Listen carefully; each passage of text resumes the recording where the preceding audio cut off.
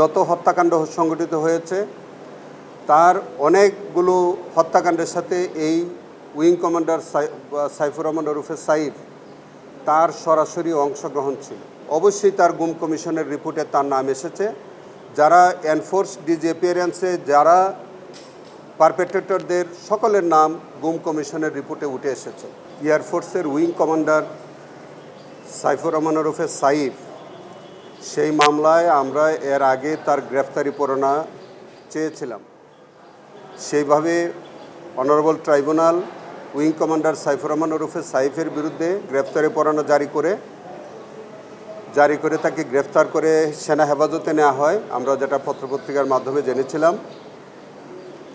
আজকে wing commander Saifur Rahman ওরফে সাইফকে honourable tribunal number একে উপস্থাপন করা হয়েছে।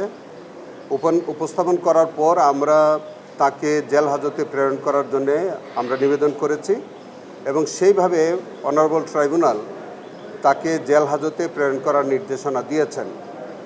আজকে আমরা যখন শুনানি করি তখন উইং কমান্ডার সাইফুর রহমান ওরফে সাইফের পক্ষে তার নিয়োজিত বিজ্ঞ আইনজীবী তার পক্ষে জামিনের প্রার্থনা করেছিলেন। তাদের দাবি ছিল যে তার বিরুদ্ধে কোনো অভিযোগ নাই, কিন্তু আমরা যখন গ্রেফতারে পরোয়ানা জারির জন্য আবেদন করেছিলাম তখন আমাদের তদন্তকারী কর্মকর্তা একটা প্রতিবেদন দাখিল করেছিল। সেই প্রতিবেদনের মধ্যে পরিষ্কার করে তদন্তকারী কর্মকর্তা বলেছে যে এই উইং কমান্ডার সাইফুর রহমান ওরফে সাইফ তিনি র্যাবে কর্মরত ছিলেন এবং জিয়াউল হাসানের অন্যতম সহযোগী ছিলেন।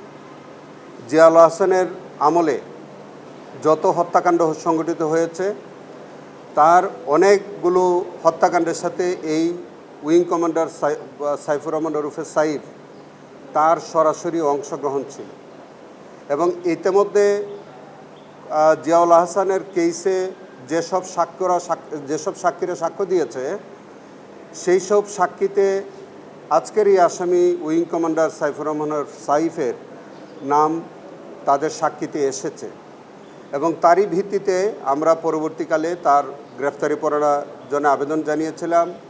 অনারেবল ট্রাইব্যুনাল সেটা গ্রহণ করেছিলেন। তার ধারাবাহিকতায় তাকে গ্রেফতার করা হয়েছিল।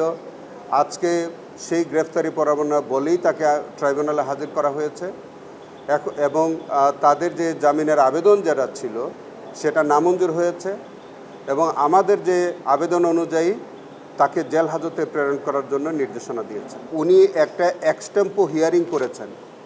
এই হিয়ারিংয়ের তো কোনো ভিত্তি থাকতে পারে না। অবশ্যই তার গুম কমিশনের রিপোর্টে তার নাম এসেছে। যারা এনফোর্স ডিসঅ্যাপিয়ারেন্সে যারা পারপেট্রেটরদের সকলের নাম গুম কমিশনের রিপোর্টে উঠে এসেছে। আপনি আজকের যে আসামি তিনি ইলিয়াস আলীর গুমের সাথে জড়িত। আমরা ইতিমধ্যে তার বিরুদ্ধে সাক্ষ্য প্রমাণ পেয়েছি এবং আরও বিভিন্ন হত্যাকাণ্ডের সাথে তার সম্পৃক্ততা আছে।